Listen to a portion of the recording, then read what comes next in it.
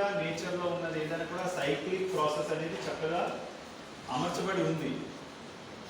కానీ మనం దాన్ని ఏంటంటే మన డెవలప్మెంట్ పేరుతో కంఫర్ట్స్ పేరుతో ఈ పాలిథిన్ కవర్స్ కావచ్చు, ప్లాస్టిక్ కావచ్చు, అండ్ కొన్ని వీధులు కలిస్తే ఒక ఊరు అవుతుంది, కొన్ని ఊర్లు కలిస్తే ఒక పట్టణం అవుతుంది, కొన్ని పట్టణాలు కలిస్తే మన జిల్లా అవుతుంది. So nothing like that. ఇది చేంజ్ అనేది ఒక ఇంటి నుంచి మొదలవ్వాలి, ఒక మనిషి నుంచి మొదలవ్వాలి. సో చాలాసార్లు మనం అనుకుంటాం ఇండిపెండెన్స్ వచ్చింది, మనం స్వాతంత్రం వచ్చిందని. కానీ గాంధీజీ గారు స్వయంగా చెప్పిన మాట ఏంటంటే స్వాతంత్రం కన్నా శానిటేషన్ చాలా గొప్పది. ఆయన స్వాతంత్రం. We are conducting this orientation cum workshop Swachh that collector sir has given his vision regarding the how to totally change the landscape of the Parvatipuram of beautification in context of behavioral change. So Iroju we got our opportunity and with the support of Swachh Andhra Corporation we are conducting this event. So when we talk about which involves our efforts, mana side nunchi effort kavali, tarvata we also required efforts from the different stakeholders. Different stakeholders ante we require support mainly from the citizens. We require support from the different NGOs who are working in this arena,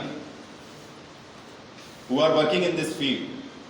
We require support from different departments. So ఇది వచ్చినట్టున్నారు, వారికి కూడా ప్రత్యేకమైన నమస్కారాలు. And పూర్వ ప్రజలకు కూడా నమస్కారాలు. ఈ జిల్లాలో చార్జ్ తీసుకున్న తర్వాత మేజర్గా జ్వరాలు బాగా ఎక్కువగా ఉన్నాయనేది బాగా తెలిసింది. ఇంచుమించుగా ఒక 1700 దాకా మలేరియా కేసెస్ మనకి రిపోర్ట్ అయింది ఈ ఏరియాలో.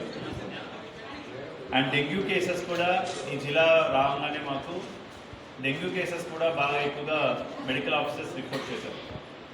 మన డిపార్ట్మెంట్స్ని రివ్యూ చేస్తే ఎక్కువ రోగాలకి ప్రబడడానికి కారణం ఏంటంటే మనకి ఇక్కడ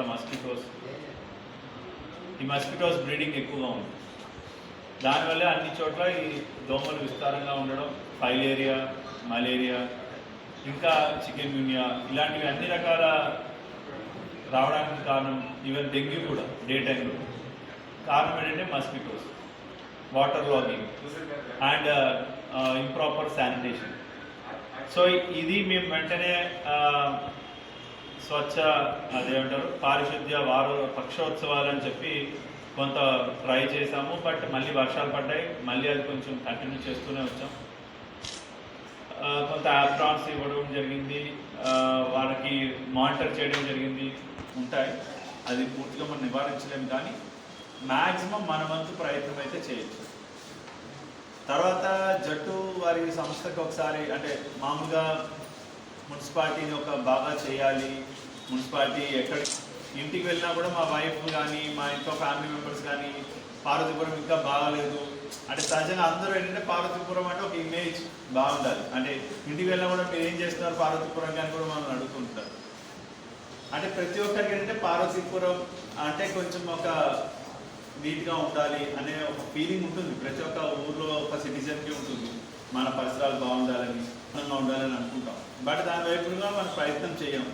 సో జట్టు ఫౌండేషన్ వారి దగ్గరికి వెళ్ళి వారి ప్రోగ్రామ్ ఒకటి అటెండ్ అయిన తర్వాత వారు మనం అనుకుంటున్నాం కానీ చేయట్లేదు, వాళ్ళు ఆల్రెడీ ఒక అడుగు ముందుకు వేశారు.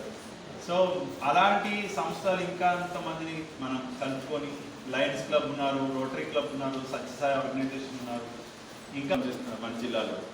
సో అందరు ఎన్జిఓస్లో కూడా చాలా కమిట్మెంట్ అప్రోచ్ ఉంది, మంచి ఒక విజన్ ఉంది. సో దాన్ని ఉపయోగించుకొని, అలాగే మన దగ్గర చాలా కమిటెడ్ స్టాఫ్ ఉన్నారు.